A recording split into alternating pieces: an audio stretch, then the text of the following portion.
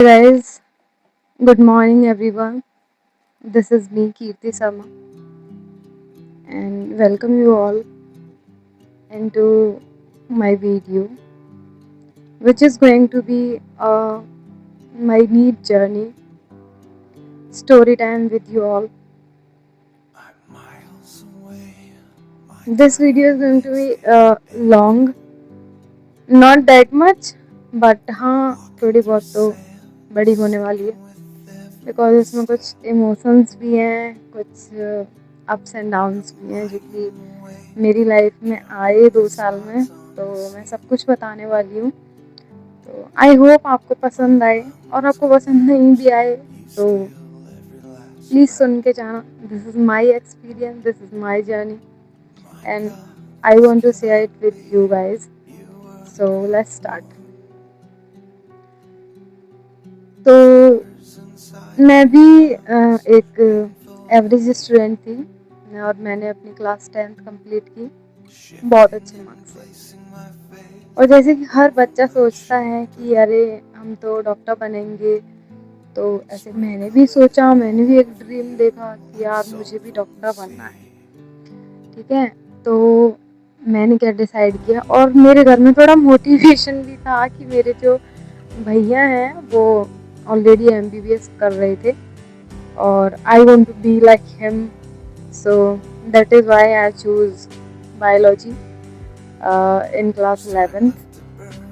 सो सबने बोला था कि तू 11th-12th में भी मतलब यहाँ से चली जा और डमी कर ले स्कूल, बट मेरे को नहीं, मेरे को ये था कि यार नहीं, मेरे को वो 2 साल तो यार रह ही नहीं थी स्कूल वाली, बस वो भी मेरे को जीनी थी। तो मैंने उस टाइम पे डमी नहीं किया अपना स्कूल, मैंने कंटिन्यू किया। फिर मेरी 12th हो गई। 12th में भी मैं इतना ज़्यादा तो नहीं बोलूँगी कि नहीं मैंने बहुत ज़्यादा अच्छे मार्क्स से किया, पर नहीं, पर हाँ 85 अप्रॉक्स था। फिर उसके बाद मैंने सोचा कि अरे यार मैंने तो मस्ती की है 11th में भी एंड 12th में भी, और जब मैं इतने अच्छे मार्क्स ले आई हूँ तो फिर नीट निकालना तो क्या ही है। और पता नहीं था ना कि अभी आगे होने क्या वाला है। तो फिर टाइम आता है मेरे फर्स्ट ड्रॉप का, और पापा ने मेरे को बोला, मेरे भैया ने भी मेरे को बोला कि तू जा ऑफलाइन कर ले। पर हुआ क्या था ना कि जब हम लोगों का ये पीरियड चल रहा था 12th वाला, तो इसमें कुछ टीचर्स ऐसे थे जिनको मुझे थोड़ा कम समझ में आता था। तो मैं उसी वक्त से मैंने 12th में एक बैच ले लिया था और मैं उसी से पढ़ती थी 12th में। तो मेरे को ना थोड़ा ऑनलाइन वाला वो जो था वो मेरे को अच्छा लगने लग गया था, मेरे को समझ में भी आता था सब कुछ अच्छे से। तो मैंने बोला कि नहीं भैया मैं ऑनलाइन ले लेती हूँ, और फिर आपको लास्ट में पता चलेगा कि ऑनलाइन बैच लेना मेरे लिए, भाई मेरे को अभिशाप लगा बिल्कुल ही। मैं बहुत ज़्यादा रिग्रेट करती हूँ कि मैंने ऑनलाइन बैच क्यों लिया, मैं ऑफलाइन क्यों नहीं गई। तो ऐसे हुआ, फिर मैंने फर्स्ट ड्रॉप में अच्छे से पढ़ा पढ़ा पढ़ा, सब कुछ अच्छा गया। फर्स्ट ड्रॉप में इतना ज़्यादा कुछ अप या डाउन नहीं था, पर हाँ ये था कि बीच बीच में थोड़े कुछ डिस्ट्रैक्शंस ऑब्वियसली हो जाते हैं कुछ ना कुछ, तो वो चलते रहते थे। फिर और मम्मी पापा को भी कभी कभी जब लगता था कि हाँ पढ़ नहीं रही है ये वो, तो पापा भी थोड़ा ज़्यादा डांटने लग गए थे, तो मेरा उससे भी दिमाग थोड़ा ऐसा ही रहता था। फिर इसके बाद मेरा फर्स्ट ड्रॉप हुआ, और फर्स्ट ड्रॉप के बाद मैंने पेपर दिया, और आपको पता होगा कि 2025 का जो नीट वाला एग्ज़ाम था वो अभी तक का टफेस्ट एग्ज़ाम था। अरे आप किसी भी बच्चे से पूछ सकते हो। तो ये हो गया, फिर नहीं आया तो मेरे भैया ने मेरे से फिर भी बोला कि अभी हम तेरे ऊपर छोड़ रहे हैं कि तुझे करना है नहीं करना है, दिस इज़ योर चॉइस। अगर देखो नहीं भी करना है तो हम कुछ और देखते हैं, हमें कोई प्रॉब्लम नहीं है भाई। देखो हाँ मेरे पापा ने थोड़ा बहुत ये चीज़ की, और सबके करते हैं, इसमें कोई गलत चीज़ नहीं है, पर बाकी मेरे घर वालों ने मेरे को कभी फोर्स नहीं किया कि तुझे करना ही है, अब ये नहीं कर पाएगी तो कुछ नहीं कर पाएगी। मेरे को ये पता था कि अगर मैं ये भी नहीं कर पाऊंगी तो मेरे मम्मी पापा मेरे को हमेशा सपोर्ट करने वाले हैं। क्योंकि मेरे को भाई मेरी फैमिली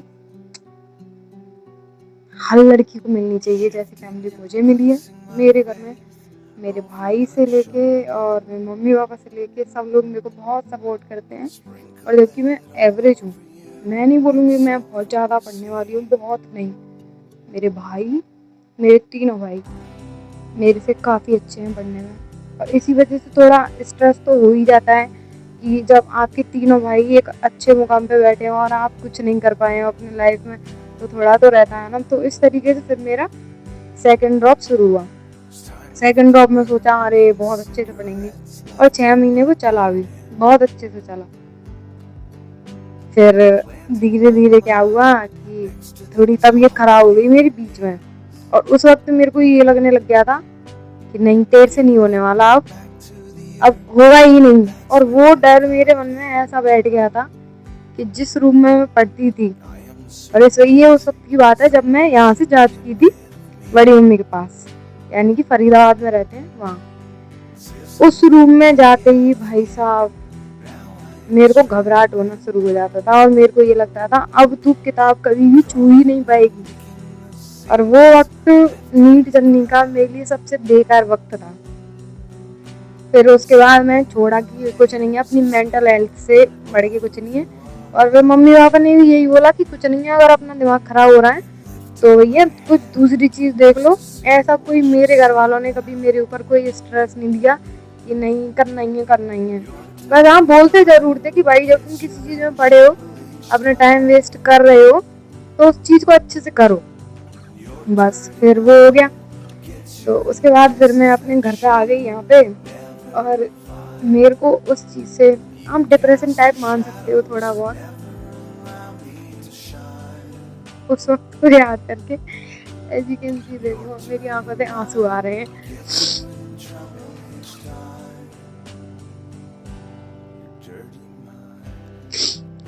वो वक्त ऐसा था कि जब सच में मैं अभी भी मैं जो भी अब कर रही हूँ,